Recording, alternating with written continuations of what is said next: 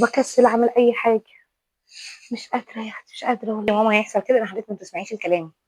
وانا قلت قبل كده يا ماما، حضرتك قلت لحضرتك قبل كده نظمي اكلك، اعملي عاداتك صح عشان يبقى نظامك صح. احنا طول ما احنا عاملين عاداتنا غلط يا امي هنعمل نظامنا غلط يا حبيبتي. يا ريت نركز مع بعض على العادات قبل النظام. انت بتقولي ظهرك وجعك يا ماما يا حبيبتي، ما هو الظهر اللي وجعك ده برضو يعني بيأثر على القطنيه. القطنيه ده العمود الفقري، من تحت بيمشي رجلينا. القطنيه دي هي العباره بتمشي عليه، احنا بنمشي رجلينا من العمود الفقري.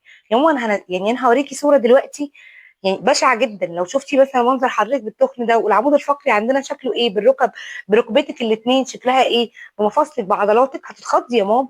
كده احنا شايلين يا ماما. ده انت كل ثانيه بتتعبي، انت ممكن تخشي معانا في مرحله خشونه وغضروف او انزلاق غضروف، حاجات كتير قوي يا ماما. وده مش صح يا حبيبتي. لازم تتحركي، لازم تمشي، لازم تعملي كل حاجه انا قلت عليها. العادات قبل النظام يا امي، زي ما انا قلت، العادات قبل النظام. الحاله معانا ممكن تخش في انزلاق غضروفي او التهاب في العمود الفقري في القطنيه، وده غلط. وده غلط، اكبر غلط. الصوره دي شايله كتير قوي. يا ريت نفهم الصوره دي كويس جدا.